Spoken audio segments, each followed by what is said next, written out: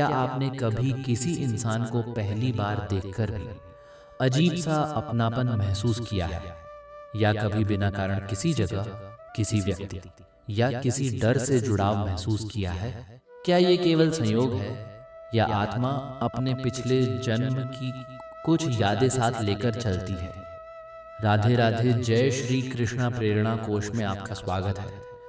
क्या आपने कभी ऐसा महसूस किया है कि किसी इंसान से पहली बार मिलकर भी एक अजीब सा अपनापन महसूस होता है, मानो आप उसे पहले से जानते हो, मानो कोई पुराना संबंध हो जो शब्दों से समझाया नहीं जा सकता? या कभी ऐसा हुआ है कि किसी जगह पर जाते ही मन अचानक बेचैन हो गया हो, किसी डर का कारण समझ ना आया हो, किसी व्यक्ति से बिना वजह जुड़ाव महसूस हुआ हो? तो क्या ये केवल संयोग है, या फिर आत्मा अपने पिछले जन्म की कुछ छाप अब भी अपने भीतर लेकर चलती है? शायद मानव जीवन के सबसे गहरे रहस्यों में से एक पुनर्जन्म का रहस्य ही है, क्योंकि इंसान केवल शरीर को देखता है, लेकिन गीता कहती है कि शरीर बदलता है, आत्मा नहीं। श्री कृष्ण अर्जुन से कहते हैं, देहस्मिन्स्था देह से कौमार यौवन जरा तथा देहांतर प्राप्ति थी। कौमार रस्तत्र और फिर वृद्धावस्था में प्रवेश करता है, युवावस्था और फिर वृद्धावस्था में प्रवेश करता है। उसी प्रकार मृत्यु के बाद आत्मा दूसरे शरीर को प्राप्त करते हैं, यानी शरीर बदलता है, लेकिन आत्मा की यात्रा जारी रहती है। लेकिन प्रश्न ये है, अगर आत्मा कई जन्मों से गुजरती है तो क्या उसे अपने पिछले जन्म याद रहते हैं?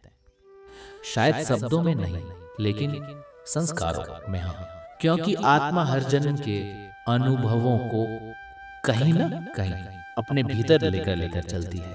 इसीलिए कुछ बच्चे जन्म से ही अलग स्वभाव लेकर आते हैं।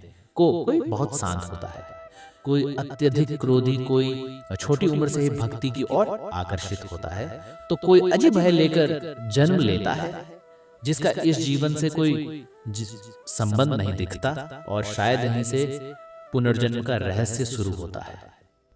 गीता में श्री कृष्ण अर्जुन से एक बहुत गहरी बात कहते हैं, बहुनी व्यतीतानि जन्मानि तव चार्जुन तान्यः वेद सर्वाणि न त्वं वेद परंतप, अर्थात है अर्जुन, तुम और मैं कई जन्मों से गुजर चुके हैं, मुझे उन सबका ज्ञान है, लेकिन तुम्हें स्मरण नहीं। सोचिए, अगर श्री कृष्ण पिछले जन्मों की बात रहे हैं तो इसका अर्थ है आत्मा की यात्रा केवल एक जीवन तक सीमित नहीं।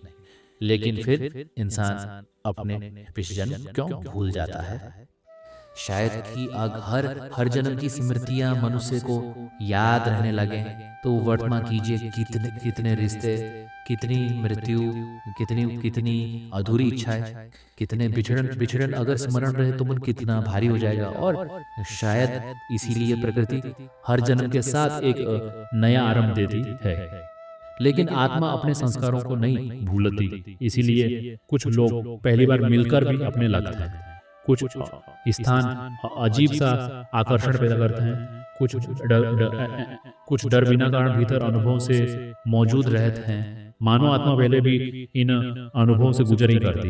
वो ये भी सिखाती है कि इंसान के उस वास्तविक उद्देश्य अपने पिछले जन्म जाना नहीं, स्वयं को जाना, क्योंकि इंसान पिछले जन्मों में इतना उलझ जाता है कि वर्तमान जीवन को भूल जाता है। जबकि श्री कृष्ण बार बार कहते हैं, तुम शरीर नहीं हो, तुम आत्मा हो, एक ऐसी चेतना जो कई यात्राओं से गुजर रही है। और शायद यही कारण है कि कुछ लोगों के भीतर तत्व, कुछ लोग भीतर से बिना सीखी महसूस हो जाते हैं, और कुछ लोग भीतर से उम्र में हमेशा अधूरे महसूस करते हैं, कि क्योंकि आत्मा केवल इस जन्म की कहानी नहीं है, वो कई जन्मों की यात्रा है। लेकिन इन सब के बीच बड़ा प्रश्न शायद ये नहीं है कि हमारा पिछला जन्म की यात्रा, सबसे बड़ा प्रश्न ये है, क्या हम इस जाग पाएंगे? सेट होने प्रश्न है, इस जन्म क्या हम समझ पाएंगे कि हम केवल शरीर नहीं हैं? क्योंकि जब तक इंसान स्वयं को शरीर मानता रहेगा, तब तक उसका हर सुख अस्थायी रहेगा और हर शांति टूटती रहेगी। लेकिन जिस दिन वो स्वयं को आत्मा के रूप में अनुभव कर लेगा, उसी दिन उसकी दृष्टि बदलने लगेगी। फिर वो संसार को पकड़कर नहीं जिएगा, वो हर रिश्ते को एक यात्रा की तरह देखेगा। वो प्रेम करेगा लेकिन मोह में नहीं डूबेगा। वो संसार उसके भीतर नहीं रहेगा। और शायद यही आत्मज्ञान की शुरुआत है।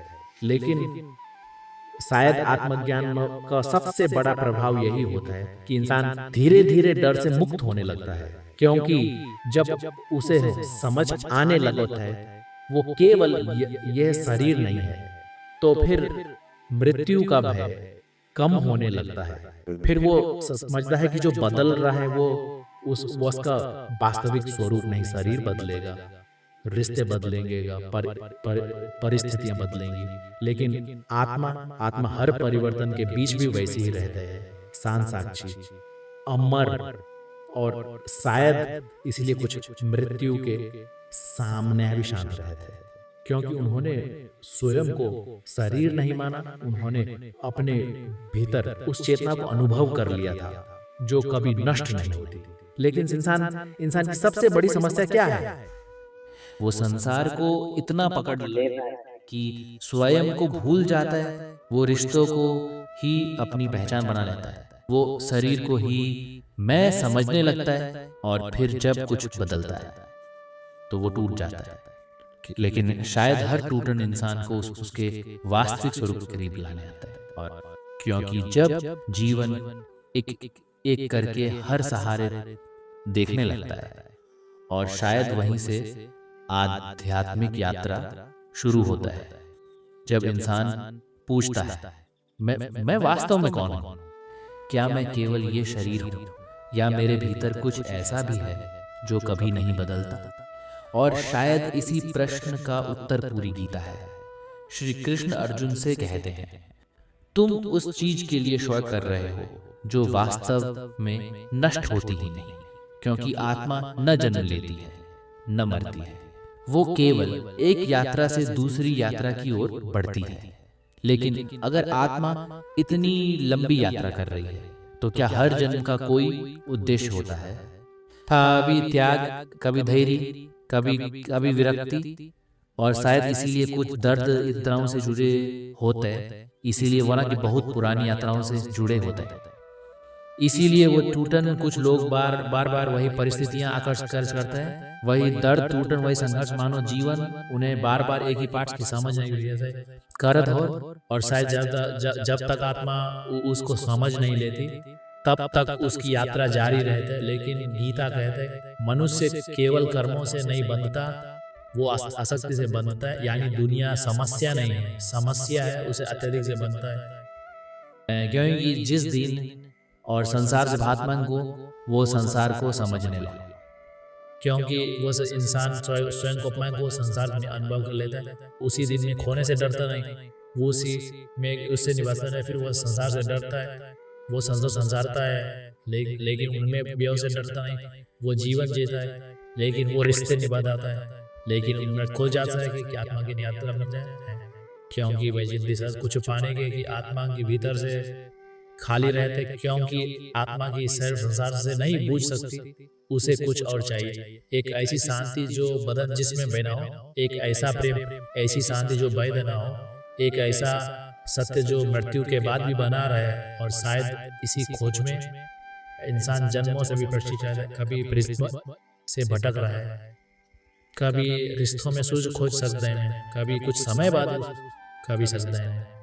लेकिन धन्य वो खालीपन में फिर लौट आता है। वो युद्ध नहीं गंगे, वो सही दिन जाते हैं, वे एक दिन से जन्म होता है। क्यों वो शायद इस जगह आता है, वो चुप जाने के भाग बंद है पूरी। वो फिर ये छुची भी कुछ ऐसे जितना चाहिए चाहे को क्षमता sex eternitysha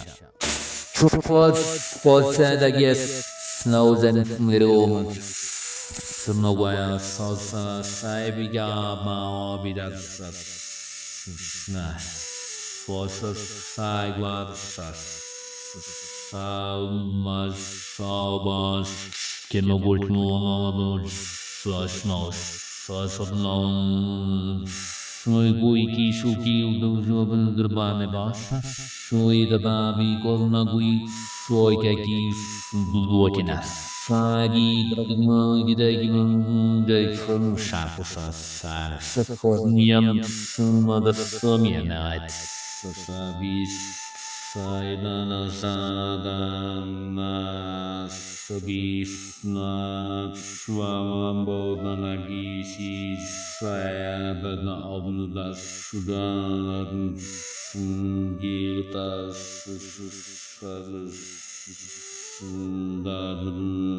Dandam Sana Saina Balgi Sukon Nagnas Nastas Giki Basan Gigi Natas Satan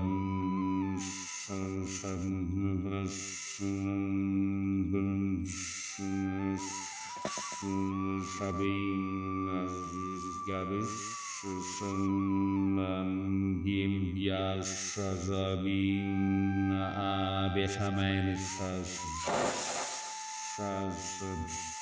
Zabastas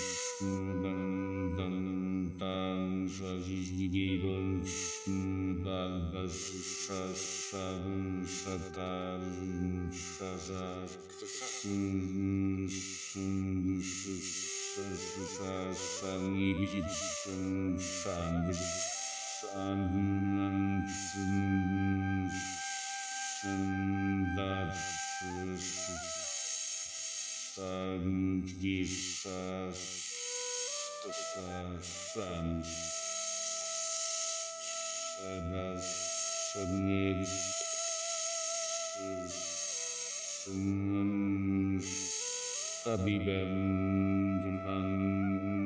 Vesnat Sundhistimbang Sadman Bnagnagosan Sageban Sadankan Sasnat Isit Salas Sinadatan Adat Satmoyun Sabmegit Salas Yedid Suon Sals Rajonem Chum Megam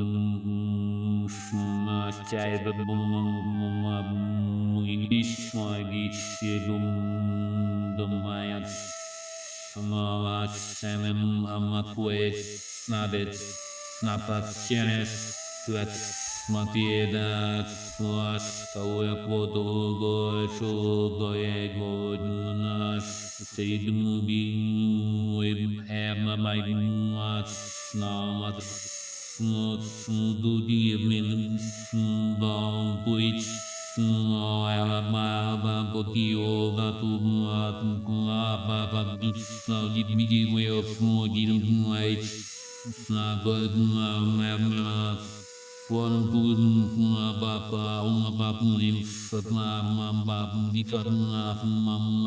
One